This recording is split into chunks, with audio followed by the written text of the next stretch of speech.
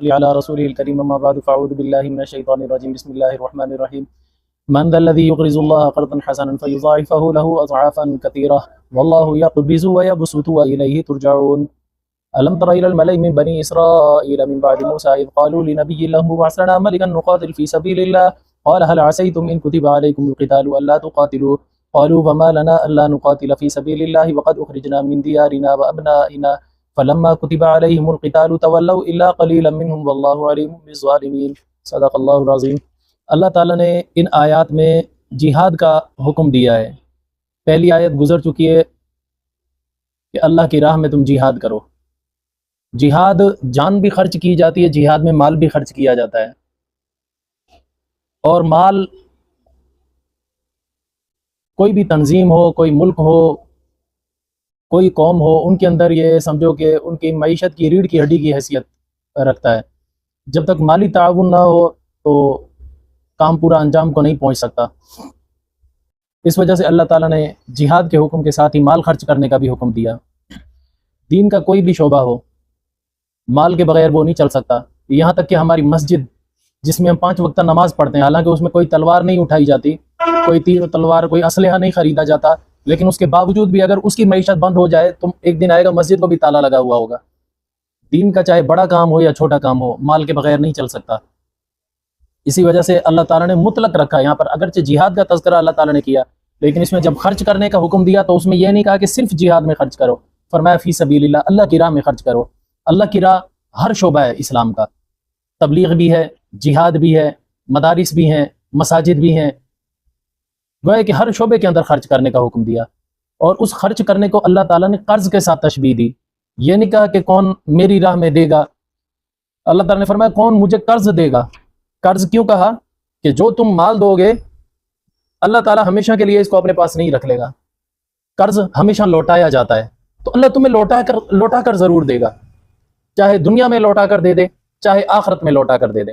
البتہ جب دے گا لوٹا کر تو وہ 700 گنا بڑھا کر دے سکتا ہے اللہ تعالیٰ۔ ایک جگہ تو اللہ تعالیٰ نے 700 گنا کی حد لگائی ہے، ایک جگہ تو یہاں پر تو فرمایا اضعافا کثیرہ، کثیر کی تو کوئی حد ہی نہیں ہے، وہ 700 سے بھی اوپر ہو سکتا ہے۔ تو اللہ تعالیٰ نے فرمایا پھر تمہیں وہ دگنا تگنا کر کے بہت زیادہ بڑھا کر، کئی گنا، بہت زیادہ گنا بڑھا کر تمہیں دیا جائے گا۔ ایک حدیث شریف میں آتا ہے کہ آپ صلی اللہ علیہ وسلم جہاد کے لیے جانے لگے تھے، تو آپ صلی اللہ علیہ وسلم نے چندے کا اعلان کیا، تو اس میں ایک صحابی ایک اونٹنی لے کر آئے، وہ سامان سے لدی ہوئی تھی، یعنی جو جہاد کے اندر جو ضروریات کا سامان ہوتا ہے، کھانا پینا، اسلحہ، ہر چیز اس کے اوپر لدی ہوئی تھی، بس سوار کے بیٹھنے کی دیر تھی۔ ایسی لدی ہوئی اونٹنی اس نے لا کر حضور صلی اللہ علیہ وسلم کی خدمت میں پیش کی، یا رسول اللہ یہ میری طرف سے۔ تو آپ صلی اللہ علیہ وسلم نے فوراً اس کی مہار پکڑتے ہی فرمایا اللہ تعالیٰ نے 700 اونٹنیاں ایسی لدی ہوئی تیرے لیے جنت میں لکھ دی ہیں۔ تو معلوم ہے ایک اونٹنی کے بدلے 700 اونٹنیاں۔ اللہ تعالیٰ ہمارے مال کو نہ روکے گا، نہیں، ہمیں دے گا صحیح۔ بسا اوقات تو اللہ تعالیٰ دنیا میں ہی دے دیتا ہے۔ میں نے یہ دیکھا جو اللہ کی راہ میں خرچ کر رہے ہوتے ہیں ان کے مال میں کمی نہیں آتی، بلکہ ان کا مال بہت کثرت کے ساتھ بڑھتا ہے۔ جو روکتے ہیں ہاتھ، پھر اللہ تعالیٰ بھی اپنا ہاتھ روک لیتا ہے۔ ایک آیت پیچھے گزری ہے، فَاذْكُرُونِي أَذْكُرُكُم، مجھے یاد رکھو میں بھی تمہیں یاد رکھوں گا، یعنی میرا خیال رکھو گے میں بھی تمہارا خیال رکھوں گا، مطلب یہ ہے تم مجھے میری راہ میں خرچ کرو گے، میں بھی پھر تمہاری راہ میں تمہیں کھول کر دوں گا۔ تو اللہ کی راہ میں دینے سے مال بڑھتا ہے، گھٹتا نہیں ہے۔ یہ آگے چل کے سورہ بقرہ کے آخر میں بھی ایک آیت آ جائے گی، وہاں پر بھی اللہ تعالیٰ فرماتے ہیں کہ الشیطان یعیدکم الفقر ویأمرکم بالفحشاء واللہ یعیدکم مغفرۃ منہ وفضلا۔ جب کوئی خرچ کرنے لگتا ہے نا تو شیطان آ کر اس کو ورغلاتا ہے، کہتا ہے ارے نہیں کر، کنگلا ہو جائے گا، فقیر ہو جائے گا، نہیں خرچ کر، اگر کرنا بھی ہے تو کسی فحش کام میں کر لے جہاں تیرا نام و نمود ہوگا۔ اللہ تعالیٰ پھر فرماتے ہیں اللہ یہ شیطان وعدہ کر رہا ہوتا ہے، الشیطان یعیدکم الفقر، شیطان تم سے فقیر ہونے کا وعدہ کر رہا ہوتا ہے، دے کر دیکھ فقیر نہ ہو جائے پھر کہنا، یعنی پکی بات وعدہ کر کے وہ اپنی بات پکی کر رہا ہوتا ہے۔ اللہ تعالیٰ فرماتے ہیں واللہ یعیدکم، اللہ بھی تم سے وعدہ کرتا ہے، مغفرتاً، اس خرچ کرنے کے بدلے میں تمہاری مغفرت بھی ہو جائے گی، وفضلا، اللہ تعالیٰ بہت بڑھا کر دے گا، یہ اللہ کا بھی وعدہ ہے۔ اب بندے انسان کی مرضی ہے، شیطان کی مانے یا رحمان کی مانے، تینوں کے آخر میں نون ہے۔ من ذا الذی یقرض اللہ قرضا حسنا، کون ہے جو اللہ کو قرض دے گا اچھا قرض۔ جب یہ آیت نازل ہوئی نا تو حضرت ابی دہدہ رضی اللہ تعالیٰ عنہ حضور صلی اللہ علیہ وسلم کے پاس آئے اور آ کر کہنے لگے اے اللہ کے رسول، کیا اللہ ہم سے قرض مانگتا ہے؟ حضور نے فرمایا ہاں۔ تو وہ فرمانے لگے کہ کہنے لگے یا رسول اللہ میرے 2 باغ ہیں، دونوں مجھے بہت زیادہ پسندیدہ ہیں، میں آپ کو گواہ بنا کر کہتا ہوں میں نے دونوں کے دونوں اللہ کو قرض میں دے دیا۔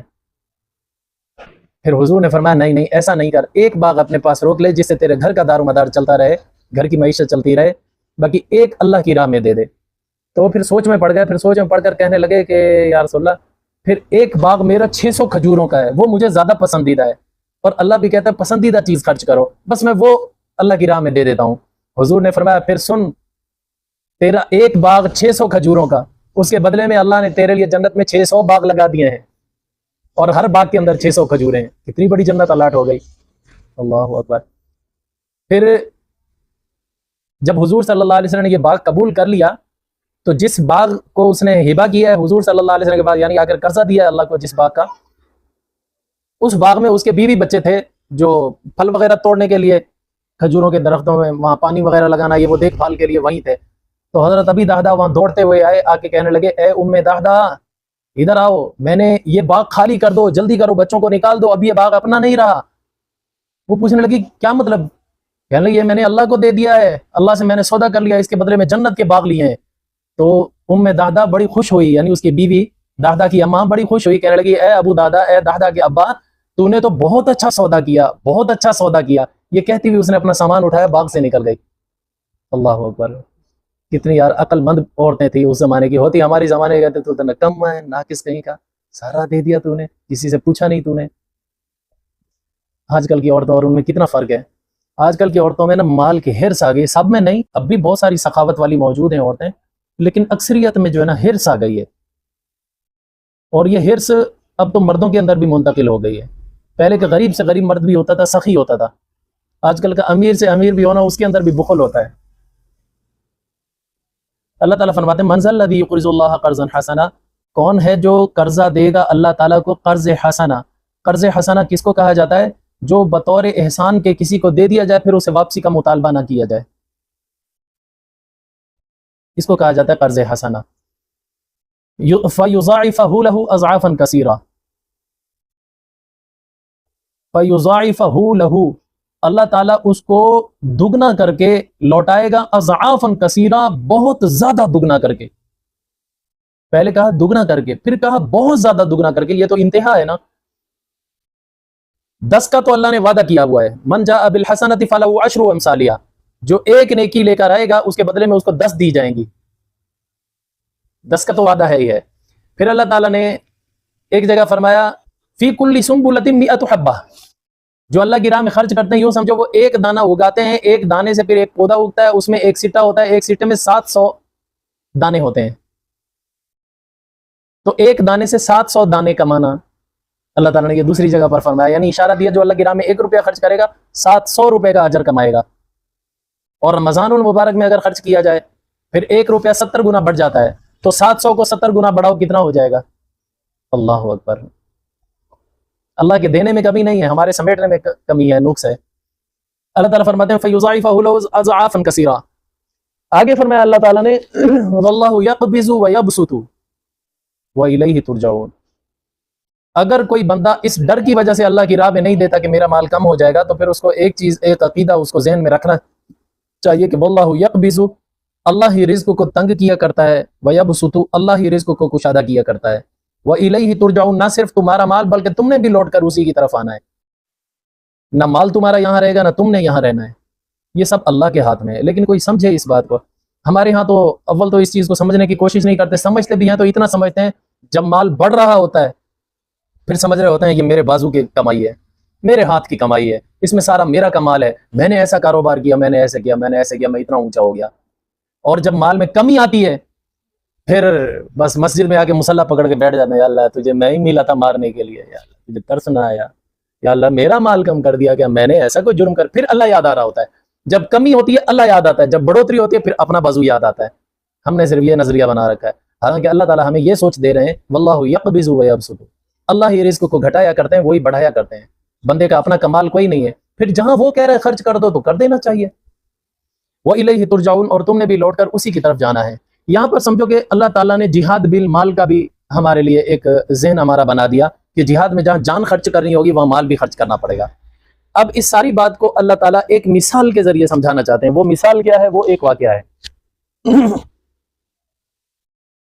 حضرت موسیٰ علیہ السلام کے کافی عرصے بعد تک بنی اسرائیل سیدھے راستے پر تھے. ان میں کوئی افراط و تفریط نہیں تھا، کوئی ان میں کفر و شرک بدعت نہیں تھا. پھر آہستہ آہستہ جیسے جیسے موسیٰ علیہ السلام کے زمانے سے دوری ہوتی گئی تو ان کے اندر شرک بدعت عام ہونے لگا، یہاں تک کہ پھر حرص ہوس بھی آنے لگا. پھر دین کو انہوں نے بالائے طاق رکھ دیا، بس دنیا ان کا مقصد بن گئی. پھر جب دنیا ان کے مقصد بنی تو دین سے اتنا دور نکل گئے کہ انبیاء کو قتل کرنا بھی ان کے نزدیک کوئی عیب نہیں تھا. دین کی آواز پر لبیک کہنا تو درکنار، جو دین کا نعرہ لگاتے تھے ان کو قتل کرنا ان کا شیوا بن چکا تھا. جب ان کی یہ حالت ہو گئی، پھر اللہ تعالیٰ کو اس قوم کے اوپر غضب اور غصہ اللہ تعالیٰ کا نازل ہوا. تو اللہ تعالیٰ نے ایک قوم تھی ملک شام میں رہا کرتی تھی، اس کو کہتے تھے قوم عمال کا. نہ ملک شام میں نہیں، فلسطین میں رہا کرتی تھی، اس کو کہا کرتے تھے قوم عمال کا. اللہ تعالیٰ نے ان کو قوت دی، انہوں نے ملک شام پر حملہ کیا، مصر پر حملہ کیا. یہاں پر جو فلسطینی تھے ان کو انہوں نے قتل کیا، اور ان کی 40,000 لڑکیاں ان کی اٹھا کر لے گئے، ان کو باندیاں بنایا اور ان کو ذلیل اور نیست و نابود کر کے رکھ دیا انہوں نے. پھر جب ان کو چوٹ لگی ہے تو پھر ان کو رب یاد آیا. یہ ہمیشہ کا انسان کا اصول ہے، جب زخم لگتے ہیں تو پھر اللہ یاد آتا ہے، جب خوشحالی کے دن ہوتے ہیں تو پھر اللہ بھولا ہوا ہوتا ہے. تو یہ بھی پہلے اللہ کو بھولے بیٹھے تھے، پھر بعد میں جب چوٹ لگی ان کو، ان کی غیرت کا بھی سوال تھا، پھر انہوں نے اللہ تعالیٰ سے مانگنا شروع کیا، اللہ ہم غلطی پر تھے، ہم پر رحم کر. تو اس وقت کے جو نبی تھے ان کا نام تھا حضرت سموئیل علیہ السلام. سموئیل اور اسماعیل دونوں کا معنی ایک ہی ہے، یعنی اللہ کی سننے والا. ایک ان سے پہلے ایک نبی گزرے تھے، انہوں نے جہاد کیا تھا. حضرت یوشع بن نون کی قیادت میں لوگوں نے جہاد کیا تھا. اس جہاد میں اللہ کا ایک نیک بندہ تھا، اس کا ایک اکلوتا بیٹا تھا اور کوئی اولاد نہیں تھی، اور وہ اللہ کا نیک بندہ اس جہاد میں شہید ہو گیا تھا. تو اس کی بیوی نے ایک بچے کو پالا، اپنا بیٹا. تو وہ ہمیشہ دعا مانگا کرتی تھی، یا اللہ میرے بچے سے نیکی کا کام لے، میرے بچے کو نیک راستے پر چلا. اللہ تعالیٰ نے شاید اس بچے کے باپ کی بدولت یہ دعا اس ماں کی قبول کی. تو اللہ تعالیٰ نے جب یہ بچہ بڑا ہوا تو اس کو نبوت عطا کی. اس کا نام ہے حضرت سموئیل علیہ السلام. بعض روایت میں شین کے ساتھ آتا ہے شموئیل علیہ السلام، بعض میں سین کے ساتھ آتا ہے. بہرحال اس کا معنی اسماعیل کا معنی دونوں کا ایک، یہ عبرانی زبان کے لفظ ہیں، عربی کے نہیں ہیں. ایل کا معنی اللہ ہوتا ہے، سمع یسمع کا معنی، اسمع کا معنی سننا ہوتا ہے. تو گویا کہ اس کی ماں کی دعا اللہ نے سن لی تھی، تو اس میں نام اس بچے کا یہ رکھ دیا گیا سموئیل علیہ السلام. یہ اس امت، اس زمانے میں ان کو نبوت ملی جب امت میں بگاڑ ہو چکا تھا. یہ امت کو سیدھے راستے پہ لانے کی کوشش کرتے رہے، امت نہ مانی. جب قوم عمالقہ نے حملہ کیا تو پھر ان کی آنکھیں کھلی. اس وقت حضرت سموئیل علیہ السلام بہت بوڑھے اور ضعیف ہو چکے تھے، اتنے ضعیف ہو چکے تھے کہ وہ قیادت کرنے کے لیے کسی چیز کے ان میں ہمت نہیں تھی. تو اس وقت یہ قوم اس نبی کے پاس آئی اور آ کر کہنے لگے، ہم اپنے گناہوں پر نادم ہیں، ہم اللہ سے معافی بھی مانگتے ہیں، آپ ہمارے لیے جہاد کا حکم لیجئے تاکہ ہم جہاد کریں، جو ہماری لڑکیاں وہ اٹھا کر لے گئے قوم عمالقہ والے، ہم ان سے چھڑا کر لے آئیں. وہ نبی چونکہ ان کے کرتوتوں کو جانتے تھے، وہ کہنے لگے، یار مجھے نہیں لگتا کہ اگر میں جہاد کا حکم لے بھی لوں تم جہاد کر لو گے، کیونکہ تم ہمیشہ ہی اللہ کے حکموں کی بغاوت اور سرکشی کرتے آئے ہو، تو مجھے نہیں لگتا کہ جہاد کا حکم آنے کے بعد بھی تم جہاد کرو گے. وہ پھر کہنے لگے کہ یہ کیسے ہو سکتا ہے ہم جہاد نہ کریں، ہمیں گھروں سے بے گھر کر دیا گیا، ہماری اولادوں کو ہم سے چھین لیا گیا، تو ہمارے بڑوں کو قتل کر دیا گیا، کیا اب بھی ہم اللہ کی راہ میں جہاد نہ کریں گے؟ تو اللہ کے نبی نے پھر اللہ تعالیٰ سے دعا مانگی، یا اللہ ہم پر رحم کرو، جہاد کا حکم نازل کیجئے تاکہ ہم جہاد کریں. اللہ تعالیٰ نے جب جہاد کا حکم نازل کیا تو ان میں سے اکثریت پھر گئی. بہت کم لوگ تھے جو جہاد کے لیے تیار ہوئے. وہ کم لوگ کتنے تھے؟ ان کی تعداد 80,000 تھی. 80,000 لوگوں نے حامی بھری جہاد کی، باقی سارے پھر گئے. اس کا مطلب وہ کروڑوں کی تعداد میں ان کی آبادی تھی، سارے پھر گئے. صرف چند لوگ، یعنی 1,00,000 بھی پورا نہیں تھا، 80,000 لوگوں نے حامی بھری کہ ہاں ہم جہاد کریں گے. آگے اللہ تعالیٰ نے ہمیں ایک ملک کا سیاسی نظام اللہ تعالیٰ نے جو دیا ہے نا، اسی مثال کے اندر اللہ نے ہمیں سمجھا دیا ہے. اگر کبھی مسلمانوں تمہیں بھی کہیں غلبہ حاصل ہو تو وہاں پر اللہ کا نظام نافذ کیسے کرنا ہے، وہاں کا سیاسی نظام کیسے قائم کرنا ہے، پولیٹیکل سسٹم کیا ہونا چاہیے تمہارا، اللہ تعالیٰ نے وہ سمجھو کہ ہمیں اس آیت میں سمجھایا ہے. ایک امیر ہونا چاہیے جس کو مسلمان اپنی رائے سے منتخب کریں. دیکھو امیر خلیفہ منتخب کرنا اس کے 3 طریقے ہیں اسلام میں. ایک تو یہ کہ اللہ خود اپنا خلیفہ مقرر کر دے روئے زمین پر، جیسے آدم علیہ السلام کو اللہ نے خلیفہ مقرر کیا، داؤد علیہ السلام کو اللہ نے خلیفہ مقرر کیا، یا داؤد انا جعلناک خلیفۃ فی الارض، اے داؤد ہم نے تجھے خلیفہ بنا دیا ہے زمین میں. خلیفہ خود اللہ نے متعین کر دیا. اسی طرح آدم علیہ السلام کے لیے فرمایا انی جاعل فی الارض خلیفہ، میں زمین میں خلیفہ بنانا چاہتا ہوں. تو اللہ تعالیٰ نے خود نے متعین کیا. ایک یہ کہ اللہ خود متعین کر دے. دوسرا یہ ہے کہ مسلمانوں کا کوئی خلیفہ ہو، وہ مرنے سے پہلے خود اپنا جانشین خلیفہ خود مقرر کر دے، جیسے حضرت ابو بکر صدیق رضی اللہ تعالیٰ عنہ جانے لگ. اب اس کی مثال ایک بات اور بھی سنو، پہلے یہ سمجھ لو پھر بعد میں تیسری بھی مثال سمجھاتا ہوں. ابو بکر صدیق وفات سے پہلے انہوں نے حضرت عمر کو خلیفہ نامزد کر دیا. دوسرا طریقہ یہ ہو گیا. تیسرا طریقہ یہ ہے کہ خلیفہ کسی نے بھی منتخب نہیں کیا، نہ اللہ نے کیا نہ اس خلیفہ نے خلیفہ اپنا مقرر کیا، خلیفہ ایسے ہی فوت ہو گیا. اب مسلمان مل کر اپنی رائے عامہ سے ایک کو خلیفہ بنا لیں. جیسے حضور صلی اللہ علیہ وسلم کی وفات ہوئی تو مسلمانوں نے مل کر حضرت ابو بکر صدیق کو پہلا خلیفہ بنایا. یہ 3 طریقے اللہ تعالیٰ نے مسلمانوں کو دیے ہیں خلیفہ چننے کے. باقی جو آج کل ہوتا ہے وہ بادشاہت ہے، جو ولی عہدی کا سسٹم ہے. میں ہوں، میرے بعد میرا بیٹا جو ہے میرا جانشین بنے گا، میرا گدی نشین بنے گا. آج کل پیری فقیری میں بھی یہی چلنے لگ گیا ہے اور بادشاہی نظام میں بھی یہی چلنے لگ گیا ہے. یاد رکھنا یہ اسلام کا طریقہ نہیں ہے چناؤ کا، یہ اسلامی سیاست نہیں ہے. اسلامی سیاست انہی 3 اصولوں پر قائم ہے. پھر جو خلیفہ ہوگا وہ ایک ہی ہوگا مسلمانوں کا. اس کا حکم ایسے سمجھا جائے گا جیسا کہ اٹل پتھر پر لکیر ہے، سب نے اس کی اطاعت کرنی ہے، اور وہ جو نظام قائم کرے گا اس نظام کو خلافت کہا جاتا ہے. جمہوریت اس کے بالکل مقابلے میں ہے. جمہوریت اور خلافت میں بہت فرق ہے. بہرحال یہ فرق تو کبھی آگے چل کے خلافت کی بحث بھی آ جائے گی، وہاں پر انشاءاللہ سمجھا دوں گا. لیکن فی الحال یہاں پر اللہ تعالیٰ ہمیں ایک سیاسی سسٹم دینا چاہتے ہیں، وہ مثال کے ذریعے سمجھایا ہے. پھر اس میں جو ہم خلیفہ کو منتخب کریں گے اس کے اندر کیا کیا صفات ہونی چاہیے. اس کے اندر سیاسی نظام کو چلانے کا علم ہونا چاہیے، ایک قابلیت یہ ہو. دوسری قابلیت جسمانی طور پر بھی اس میں قوت اور طاقت ہونی چاہیے جو سنبھال سکے، حوصلے والا ہو. خصوصی طور پر بچہ یا بوڑھا وہ دل کا کمزور ہوتا ہے، وہ جو فیصلے کر رہا ہوتا ہے نا، وہ سوچ اور عقل کے تحت اتنے وہ دب جاتے ہیں کہ اندر اس میں بزدلی آ جاتی ہے، وہ حق پر مبنی فیصلہ نہیں کر پاتا. اس وجہ سے خلیفہ وہ ہونا چاہیے جو جسم میں بھی طاقتور ہو اور سیاسی علم میں بھی مہارت رکھتا ہو. عالم ہونا اس کے لیے شرط نہیں ہے. ہاں البتہ وہ جو شورائی نظام بنائے گا جس کے تحت وہ قوانین بنائے گا، ان قوانین بنانے والے ان لوگوں کا چناؤ کرے گا جو عالم ہوں گے، اور خصوصی طور پر وہ خلفائے راشدین کی زندگی کو اچھی طرح جانتے ہوں. ان کے اندر خلافت قائم کرنے کی اہلیت ہوگی. انبیاء کو اور خلفاء کو، یعنی ان کا تعارف ان کو خوب اچھی طرح حاصل ہو، ان کے اندر اہلیت. ہر عالم بھی شورائی نظام کا ممبر نہیں بن سکے گا. یہ اللہ تعالیٰ نے یہ پولیٹیکل سسٹم اللہ تعالیٰ نے اسلامی عطا فرمایا. یہ خوبیاں ہوں تو اس کو امیر بنانا چاہیے. پھر اس امیر کے تحت یعنی اجتماعیت کے تحت کوئی بھی عمل کرو گے وہ پایہ تکمیل کو پہنچے گا. دوسرے لفظوں میں ہم یہ بھی کہہ سکتے ہیں یا تو وہ خلافت قائم کریں ایک امیر کے تحت، اگر یہ نہیں کر سکتے تو ایک تنظیم بنائیں، ایک جماعت بنائیں.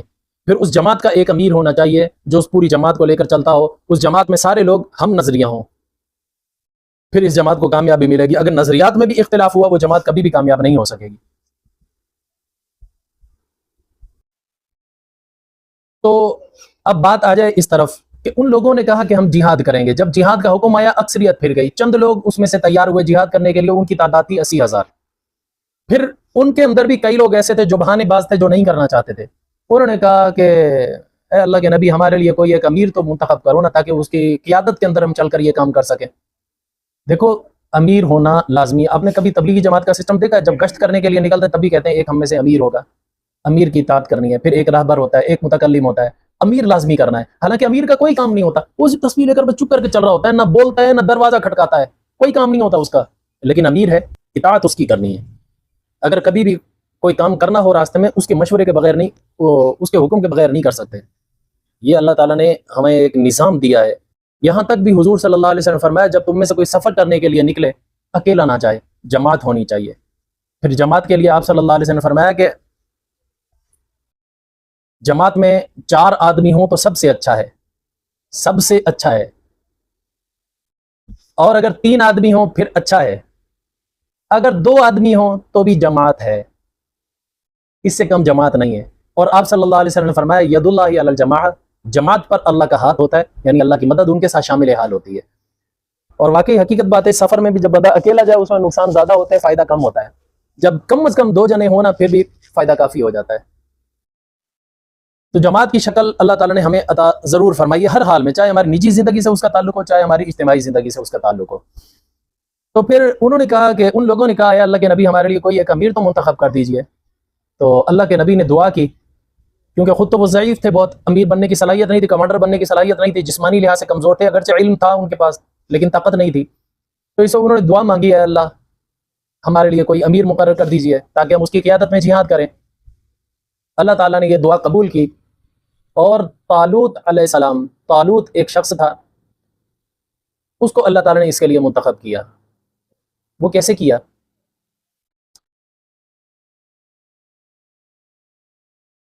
طالوت بنی اسرائیل میں ایک نیک بندہ تھا، عدل و انصاف پر مبنی کام کرتا تھا، اور سب سے زیادہ ان میں طاقتور بھی تھا،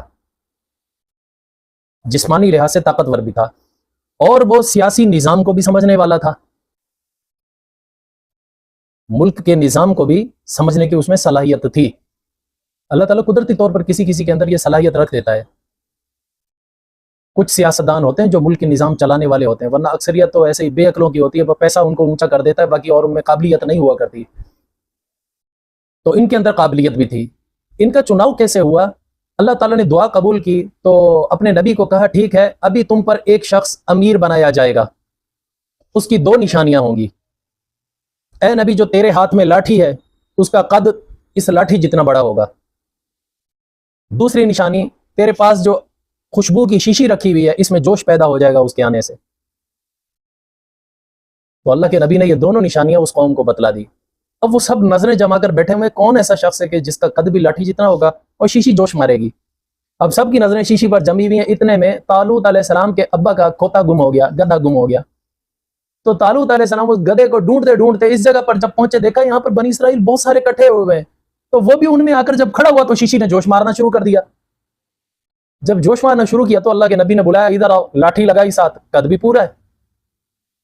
تو اللہ کے نبی نے ہاتھ پکڑا اور کہا بھئی یہ تمہارا امیر ہے، اس کی قیادت میں اللہ تعالیٰ کہتا ہے کہ تمہیں جہاد کرنا ہے۔ اب وہ جو 80,000 جو جہاد کے لیے تیار ہوئے تھے وہ بدک گئے، کہہ لیں نہیں نہیں نہیں نہیں یہ کیسا چناؤ ہے، امیر ایسا ہوتا ہے، امیر ہم میں سے ہونا چاہیے، ہم میں قابلیت ہے امیر بننے کی، اس کے اندر کیا ہے؟ یہ مالی لحاظ سے بالکل غریب ہے، اس کی کوئی حیثیت ہی نہیں ہے، اس کو کوئی پہچانتا نہیں ہے، اس کو اٹھا کر امیر بنا رہے ہیں۔ امیر ہم میں سے کوئی ہونا چاہیے، ہم میں لینڈ لارڈ لوگ ہیں، ہم مالدار بھی ہیں، ہم پڑھے لکھے بھی ہیں۔ اللہ کے نبی نے کہا یہ چناؤ میں نے نہیں کیا، یہ چناؤ اللہ نے کیا ہے، اللہ نے کیا ہے، اور اس کے اندر جو امیر ہونے کی صلاحیت ہیں وہ دونوں موجود ہیں۔ وہ کون سی ہیں؟ وَزَادَهُ بَسْطَةً فِي الْعِلْمِ وَالْجِسْمِ، اللہ تعالیٰ نے اس کو سیاست کے علم میں بھی کامل کیا ہوا ہے، اور جسم میں بھی یہ تم میں سے سب سے زیادہ طاقتور ہے۔ اور کیا امیر کے اندر خاصیت ہونی چاہیے؟ وہ کہنے لگے نہیں جی ایسے کیسے، یہ نہیں ہو سکتا، کوئی اور ہوگا۔ اللہ کے نبی نے دوبارہ دعا مانگی یا اللہ یہ تو اس کو امیر تسلیم کرنے کو تیار نہیں ہے۔ تو اللہ تعالیٰ نے کہا چلو پھر ایک اور نشانی دے دیتا ہوں، تمہارا تابوت سکینہ گم ہے۔ تابوت سکینہ کیا تھا؟ ایک صندوق تھا جس کے اندر انبیاء اکرام کے تبرکات تھے، جس میں موسیٰ علیہ السلام کی لاٹھی بھی تھی، اور بھی بہت سارے انبیاء، سابقہ انبیاء اکرام کے، حضرت ابراہیم علیہ السلام کا کرتا بھی تھا، اور بھی بہت سارے تبرکات تھے۔ بنی اسرائیل جب بھی کہیں فتح حاصل کرنی ہوتی تھی تو اس تابوت کو لے کر جاتے تھے، اللہ کی مدد ان کے ساتھ شامل حال ہو جاتی تھی۔ اس تابوت کی بہت ساری برکتیں تھیں، بارش طلب کرتے تھے اس کے ذریعے بارش مل جاتی تھی۔ تو جب قوم عمالقہ نے ان پر حملہ کیا وہ تابوت بھی لے کر چلے گئے تھے۔ اچھا وہ تابوت لے کر چلے گئے، 20 سال گزر گئے تھے، ان کو وہ تابوت واپس نہیں مل رہا تھا، اور ان کے اوپر پھر مصیبتوں پر مصیبتیں، مصیبتوں پر مصیبتیں۔ اب یہ بنی اسرائیلی اس تلاش میں بھی تھے، اس سوچ میں بھی تھے کہ وہ تابوت ہمیں مل جائے تو ہماری مشکلات حل ہو جائیں۔ اللہ تعالیٰ نے پھر اس کی صورت یہ کی کہ قوم عمالقہ، اللہ تعالیٰ نے فرمایا کہ یہ تابوت صبح کو جس کے دروازے پر پایا جائے گا وہ تمہارا امیر ہوگا۔ اب ان کو تو تلاش تھی 20 سال سے، وہ تو انتظار میں تھے یار یہ تابوت مل جائے۔ انہوں نے کہا یہ کیسے ہو سکتا ہے؟ کہا ہو جائے گا۔ اللہ تعالیٰ نے کہا ہے اچھا بھائی ٹھیک ہے، رات گزاری۔ اللہ تعالیٰ نے ادھر نظام یہ چلایا ہوا تھا قوم عمالقہ میں بنی اسرائیل کے لیے یہ برکت کا باعث تھا، لیکن ان کے لیے یہ نحوست کا باعث تھا۔ وہ جس علاقے میں جا کے تابوت کو رکھتے وہیں پر خدائی آفت آ جاتی، بیماریاں آ جاتی، بھوک و افلاس آ جاتا، قحط سالی آ جاتی۔ کبھی کسی گاؤں میں رکھتے، کبھی کسی گاؤں میں رکھتے، کبھی کسی شہر میں لے جاتے، کبھی کسی جہاں لے جاتے ان پر نحوستیں آ رہی تھی۔ آخر بادشاہ نے ان کے فیصلہ یہ کیا، بھائی ایسا کرو، اس کو بیل گاڑی پہ رکھ کے نا اس کو ہانک دو، جدھر بھی جا رہی ہے بیل گاڑی جانے دو اس کو، ہماری حد سے باہر چلی جائے۔ تو اس کے کارندوں نے یہی کیا، بیل گاڑی پہ رکھ کے اور اس کو ملک کی سرحد سے نکال دیا، ہانک دیا، جا جدھر جانا ہے جاؤ۔ اب بیل چلتے رہے چلتے رہے چلتے رہے۔ اللہ کا اصل تو نظام میں فرشتے لے کر آ رہے تھے، اور لا کر انہوں نے طالوت علیہ السلام کے دروازے کے سامنے لا کر کھڑا کر دیا۔ جب صبح ہوئی بنی اسرائیل اٹھے ہیں، یہ تو تابوت تو یہاں کھڑا ہوا ہے۔ پھر انہوں نے نہ چاہتے ہوئے بھی اس کو امیر تسلیم کر لیا، خلیفہ تسلیم کر لیا اس ڈھیٹ قوم نے۔ پھر انہوں نے نوجوانوں کی فوج تیار کی بنی اسرائیل میں سے، اعلان کیا، کافی بڑی فوج تیار ہوئی۔ بعض روایت میں یہی آتا ہے کہ 70,000 سے اوپر تھی فوج، اتنی بڑی فوج تیار ہوئی قوم عمالقہ سے لڑنے کے لیے۔ جب وہاں سے نکلے ہیں، درمیان میں دریائے اردن آتا ہے، اس کو نہر کہا جاتا ہے، عربی میں دریا کو نہر کہتے ہیں۔ جب اس نہر پر پہنچنے لگے تو تم نے تو کبھی جہاد نہیں کیا، ویسے فوج میں بھی یہی ہوتا ہے کہ کمانڈر کا حکم ماننا ہوتا ہے، جو وہ کہہ دے وہ کرنا ہے، چاہے کوئی بات عقل کو لگے یا نہ لگے، ماننا پڑتا ہے۔ چاہے آپ جتنے بھی پیاسے ہوں، کمانڈر اگر کہہ دینا پانی نہیں پینا تو نہیں پینا۔ چاہے آپ جتنے بھی بھوکے ہوں، بھوک سے مر رہے ہوں، اگر وہ کہہ دینا کھانا نہیں کھانا، نہیں کھانا۔ کھانا تمہارے سامنے بھی رکھ دیں گے اور وہ منع کر دے نہیں کھانا، لقمہ بھی نہیں توڑنا۔ وہ جانچ پڑتال کیا کرتا ہے امیر کے، دیکھیں اس کے اندر امیر کی اطاعت کا مادہ کتنا ہے، اس سپاہی کے اندر اپنی من مانی کرتا ہے، اپنے جذبات ابھار لیتا ہے، یا امیر کی اطاعت کرتا ہے، کمانڈر کا کہنا مانتا ہے۔ جو لوگ کہنا مانتے ہیں نا اپنے بڑے کا، ان کو کامیابیاں نصیب ہوتی ہیں، جو نہیں کہنا مانتے وہ ہمیشہ ذلیل اور رسوا ہوتے ہیں۔ یہ دنیا کا بھی اصول ہے، کافر بھی اسی اصول پر چل رہے ہوتے ہیں۔ مسلمانوں کو تو بطریقہ والا امیر کی اطاعت کا حکم ہے۔ خیر، تو وہاں پر طالوت علیہ السلام نے ان لوگوں کو کہا، جو لشکر ان کے ساتھ تھا قوم عمالقہ کے اوپر جو حملہ کرنے کے لیے فلسطین کی طرف جا رہے تھے، کہا کہ راستے میں نہر آئے گی، اس میں سے کوئی بھی پانی نہ پیے، جو پانی پیے گا وہ ہم میں سے نہیں ہوگا، یعنی وہ پیچھے رہ جائے گا۔ بذریعہ وہی حضرت سموئیل علیہ السلام نے طالوت کو بتلا دیا تھا کہ اللہ نے منع کیا ہے نہ پیے پانی۔ ہاں، پھر اگر بہت ہی زیادہ پیاس اگر شدت کی لگ رہی ہے، بہت ہی زیادہ تنگ ہو رہے ہو، تو زیادہ زیادہ 1 چلو یا 2 چلو، ہاتھ میں جتنا پانی آ جائے بس اتنا پینے کی اجازت ہے۔ اس سے زیادہ بھی اگر کسی نے پیا وہ ہمارے ساتھ نہیں جا سکے گا۔ اب چاہیے تو یہ تھا کہ وہ قوم اللہ کے نبی کا کہنا مانتی، طالوت علیہ السلام کا اپنے امیر کا کہنا مانتی۔ وہ جب اس نہر پر پہنچے، اس دریائے اردن پر پہنچے، انہوں نے دبا کے مسٹنڈے ہو کر انہوں نے پانی پیا، تن کے رکھا۔ نتیجہ کیا نکلا؟ جب لشکر روانہ ہوا تو وہ وہیں رہ گئے، کہنے لگے نہیں ہم نہیں جا سکتے، ہمارے ہم فلاں تکلیف ہے، ہمیں فلاں تکلیف ہے، یعنی سستی اور کاہلی اسی وقت آ گئی ان میں۔ آدھے سے زیادہ وہاں رہ گئے، کچھ ہزار تھے جو ساتھ گئے۔ پھر جب دشمن کے سامنے جا کر کھڑے ہوئے ہیں، جب مقابلے کی باری آئی ہے، تو جن لوگوں نے 1 چلو 2 چلو پیا تھا وہ ڈر گئے، کہنے لگے اتنی بڑی فوج سے ہم مقابلہ کریں گے، ہم سے نہیں ہو سکتا، ہم سے مقابلہ نہیں ہو سکتا۔ وہ ہمت ہار گئے، بھاگے نہیں لیکن ہمت ہار گئے، انہوں نے لڑنے سے انکار کر دیا، ہم لڑ نہیں سکیں گے، اس قوم کا کون مقابلہ کرے گا۔ اور وہاں اس کا لشکر تھا، اس کے مقابلے میں جالوت بادشاہ تھا، وہ اپنا لاؤ لشکر لے کر آیا تھا بہت بڑا۔ اب وہاں پر تیسرا طبقہ یہ بچا تھا جنہوں نے بالکل بھی پانی نہیں پیا تھا۔ ان کی تعداد کتنی تھی؟ ان کی تعداد تھی 313، جتنے جنگ بدر کے صحابہ تھے۔ انہوں نے کہا کہ دشمن بڑا ہے تو کیا ہوا، اللہ کی مدد بھی تو اتنی زیادہ ہی آئے گی۔ اور ساتھ ہی انہوں نے یہ کہا کہ ہم سے پہلے کتنے لوگ تھے جو بڑے بڑے لشکر لے کر آئے، ایک چھوٹی سی جماعت ان کے اوپر غالب آ گئی، تو ہم بھی تھوڑے سے ہیں، اللہ ہمیں غلبہ دے گا، ہم کیوں ڈر کے بھاگیں۔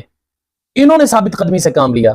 یہ 313 جب میدان میں صفے بنا کر کھڑے ہوئے، اور ادھر لاکھوں کی فوج تھی جالوت کی۔ جالوت کا قد کتنا تھا؟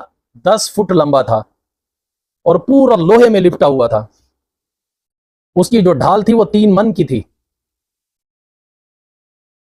پہلے زمانے میں جو اسلحے ہوتے تھے بڑے بھاری ہوتے تھے، اور لوگ بھی جوان ہوتے تھے۔ حضرت خالد بن ولید کی تلوار کا وزن کتنا ہے؟ 35 کلو وزن ہوتا تھا، اور صبح سے شام تک چلانا بڑی ہمت کا کام ہے۔ تو جالوت نے جب ان مٹھی بھر لوگوں کو دیکھا اس کافر بادشاہ نے، وہ کہنے لگا ارے یہ آئے میرے مقابلے میں، اپنی فوج کو کہنے لگا تم یہیں رکو، ان کے لیے میں اکیلا ہی کافی ہوں۔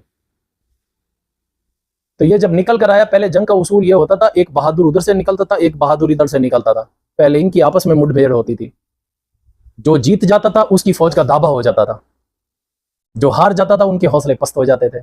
تو جالوت کافر بادشاہ جو نکلا اس نے آ کے چیلنج کیا ہے کوئی میرے مقابلے میں آ جائے۔ اللہ تعالیٰ نے فوراً وحی کی حضرت سموئیل علیہ السلام پر، ان کو کہو کہ وہ حضرت داؤد علیہ السلام کو نکالیں، داؤد علیہ السلام کو اس کے مقابلے میں نکالیں۔ اس وقت داؤد علیہ السلام کی عمر کل 16 سال تھی۔ اللہ تعالیٰ یہ دکھانا چاہتا تھا کہ میں کتنے قد آور کو ایک بچے کے ہاتھوں مروا کر دکھاؤں گا، جو ہاتھی کے لشکر، ہاتھی والوں کے لشکر کو ابابیلوں سے مروا سکتا ہے، وہ یہ دکھانا چاہتا تھا۔ تو اللہ تعالیٰ نے بذریعہ وحی کہا کہ داؤد علیہ السلام کو کہو کہ وہ آ کر لڑے اس کے خلاف۔ تو طالوت علیہ السلام نے داؤد علیہ السلام کے ابا کو بلایا، اور ان کے 6 بیٹے بھی جہاد میں آئے ہوئے تھے، ان کو بھی بلایا، مشورہ لیا کہ اللہ نے یہ حکم دیا، کیا تم راضی ہو اپنے چھوٹے بیٹے کو نکالنے پر؟ تو آپ نے کہا سو بسم اللہ، اللہ پر سب کچھ قربان ہے۔ داؤد علیہ السلام سے پوچھا کہ میں تیار ہوں۔ داؤد علیہ السلام بچپن سے اتنے بہادر اور طاقتور تھے، یہ بکریاں چرانے کے لیے نکلا کرتے تھے۔ داؤد علیہ السلام بکریاں چرانے کے لیے نکلا کرتے تھے۔ ایک مرتبہ شیر نے آ کر حملہ کیا تو اس نے شیر کے ایسے جبڑوں میں ہاتھ ڈال کر ایسے شیر کا جبڑا چیڑ دیا تھا، اتنی طاقت تھی ان کے ہاتھ میں۔ اللہ تعالیٰ نے کیا فرمایا ہے، کبھی پڑھا ہے قرآن مجید میں؟ وَأَلَنَّا لَهُ الْحَدِيدَ، داؤد علیہ السلام کے ہاتھ میں لوہا موم کی طرح نرم ہو جاتا تھا۔ جس کے ہاتھ میں لوہا موم کی طرح نرم ہو جائے تو شیر کا جبڑا کیا چیز ہے اس کے آگے؟ اللہ اکبر۔ تو اللہ تعالیٰ نے کہا کہ داؤد علیہ السلام کو نکالو۔ داؤد علیہ السلام جب نکل رہے تھے نا جہاد میں، ان کے پاس کوئی تیر تلوار تو تھا نہیں، بچے تھے چھوٹے، غلیل تھی ان کے پاس، یہ بکریاں چرانے جاتے تھے غلیل رکھا کرتے تھے۔ اب بھی اکثر جو چرواہے نکلتے ہیں نا بکریاں چرانے، غلیل ہوتا ہے ان کے پاس، تو انہوں نے غلیل رکھا ہوا تھا اپنے پاس۔ تو ایک درخت کے قریب سے گزرے تو درخت میں سے آواز آئی، داؤد یہاں جو یہ 3 پتھر پڑیں گے اٹھا لو، یہ تمہارے کام آئیں گے۔ انہوں نے وہ پتھر اٹھا کے جیب میں ڈال لیے تھے۔ اب جب یہ مقابلے کے لیے نکلے ہیں تو اب نہ تیر تلوار کہاں پہنچے گا، وہ 10 فٹ کا آدمی اور پورا لوہے میں لپٹا ہوا۔ داؤد علیہ السلام دیکھتے رہے کہاں پر اس کی کمزوری ہے، دیکھا آنکھیں صرف کھلی ہیں، باقی سارا ڈھکا ہوا ہے، اب آنکھوں پہ تلوار کہاں ماریں، مقابلہ ہو تو کیسے ہو۔ داؤد علیہ السلام نے دور ہی کھڑے ہو کر غلیل میں پتھر ڈالا اور جو مارا اس کی آنکھ میں لگا، ایسا لگا کہ پیچھے پار ہو گیا کھوپڑی سے۔ جب پار ہوا تو بادشاہ گرا، جب بادشاہ گرا تو قوم میں افراتفری مچ گئی، جب افراتفری مچی تو وہ اندھے دھن بھاگے۔ اللہ تعالیٰ نے اس طرح مسلمانوں کو فتح دے دی اور دشمنوں کو شکست دے دی۔ پھر داؤد علیہ السلام نے اس کو جالوت کو قتل کر دیا۔ تو اس طرح اللہ تعالیٰ نے مسلمان قوم کو، اس وقت کی مسلمان قوم کو اللہ تعالیٰ نے اس طرح غلبہ عطا کیا۔ یہ اللہ تعالیٰ نے ایک مثال دی ہے جہاد کے اندر کہ مشکلات بھی آیا کرتی ہیں، امیر کے اوپر اعتراضات بھی اٹھا کرتے ہیں، پھر بھی امیر کو بھی ثابت قدم رہنا چاہیے، ان سارے اعتراضات کو سہنا چاہیے، اور امیر کے لیے حکم یہ امت کو جوڑ کے رکھنا چاہیے، ان کو ٹوٹنا نہیں چاہیے۔ پھر آگے امت کو بھی سمجھایا کہ وہ بھی صبر سے کام لیں، بے صبری نہ ہو کر دکھائیں، جہاد ہے ہی تکلیفوں کا راستہ، البتہ پھر اس کا جو رزلٹ ظاہر ہوا کرتا ہے وہ بہت اچھا ہوتا ہے۔ یہ اللہ تعالیٰ نے مثال دے کر سمجھایا۔ اس کے بعد آخر میں اللہ تعالیٰ نے جہاد کا مقصد بتلایا کہ اے مسلمانوں، تمہیں بھی جو لڑنے بھیڑنے کا حکم دیا جا رہا ہے، اللہ تعالیٰ کو قتل و غارت پسند نہیں ہے۔ یہ اس وجہ سے اللہ تعالیٰ نے یہ حکم دیا، اس کائنات کا نظام چلانے کے لیے اللہ تعالیٰ کا اصول ہے، اللہ بعض کو بعض کے ساتھ ٹکراتا ہے۔ جب کسی قوم کا ظلم انتہا کو پہنچ جاتا ہے تو چند مٹھی بھر لوگوں کو ان سے ٹکراتا ہے، پھر اللہ ان کی مدد کرتا ہے، اس طرح یہ فساد مٹتا ہے تو امن قائم ہوتا ہے۔ اگر اللہ تعالیٰ بعض کو بعض سے ٹکرانے کا نظام ہی قائم نہ رکھیں پھر تو ہر کوئی فرعون بن کر بیٹھ جائے گا، ایک ہی کے ہاتھ میں حکومت رہے گی، وہ اپنی مرضی سے جیسا مرضی یہ چلائے گا، جیسا مرضی یہ مظلوموں کو پیستا رہے گا۔ اس وجہ سے اللہ نے یہ نظام بنایا ہے، بعض کو بعض سے ہمیشہ ٹکراتا رہتا ہے تاکہ اس نظام کا بیلنس قائم رہے، ڈسپلن قائم رہے۔ یہ ہے جہاد کا اصل فلسفہ جو اللہ تعالیٰ سمجھاتے ہیں۔ اب ترجمے کا تو وقت نہیں ہے، میرے خیال ہے ہفتے کے دن صرف ترجمہ ہی ترجمہ کر لیں گے۔ وآخر دعوانا ان الحمدللہ رب العالمین۔ شریعت کا راستہ دکھاتے چلو، دیے عظمتوں کے جلاتے چلو، شریعت کا راستہ دکھاتے چلو۔